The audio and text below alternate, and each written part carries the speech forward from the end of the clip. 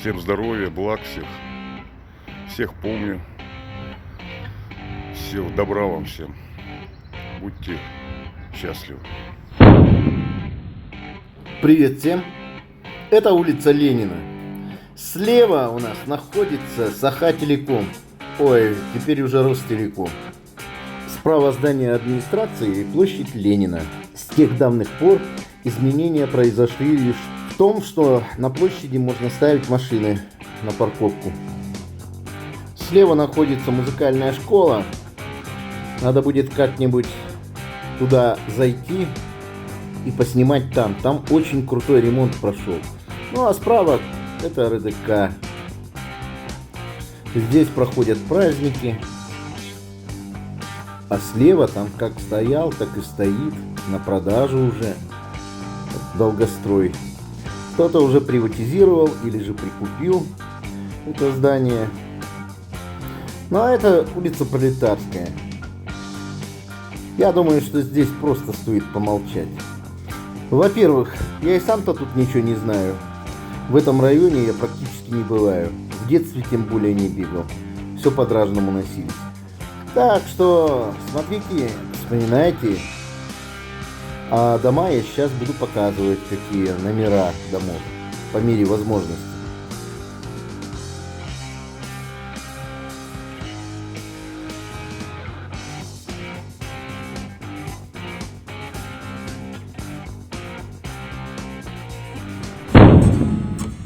Вот бы сесть в самолет через Чульман, Валдан, да приехать в Томот, где таежный туман, где за 40 зимой, а в июле жара, где был дом мой родной, а в тайге Машкара. Прокатиться хочу я в большой Хатыми, свой релакс получу, пообщавшись с людьми, где рыбалка, охота на 1000 верст, и поет у болота то ли выпь, то ли клёст.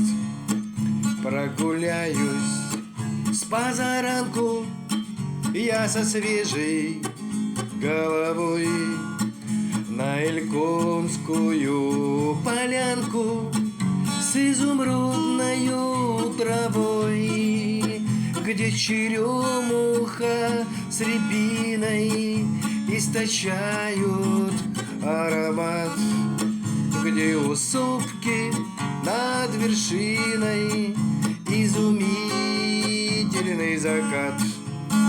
За Алданом рекой сопка есть высока, там и спуск есть крутой под названием Щека. Мы на санках зимой проносились стрелой на горе по щеке и в сугроб головой. Мы ходили в поход с рюкзаком за спиной, где умелый народ, потому что лесной, где шалаш из лап ели. Мы в круг у костра под гитару мы пели всю ночь до утра. Там за школой на поляне приземлялся вертолет. Мы геолога встречали, и махал рукой пилот. Бородатые мужчины, все суровые на вид, а им кулеш из оленины подавал якутский гид. Образцы в камералку мешками несут, а потом сразу в баньку с напитками прут. Не заменит палатка домашний уют, у костра нам не сладко, зато дома нас ждут. Там нет явной эстетики, нет показух, и пропитан романтикой тамошний дух. Им работы хватает в горах и в песках, перевалы и реки — это все на ногах. Мы поедем к работягам в Екакит и Куранах, и таежным нам, бродягам, уже давно неведом страх. Все познали и испытали, и не пудрим вам мозги. И бывало, что встречали мы хозяина тайги.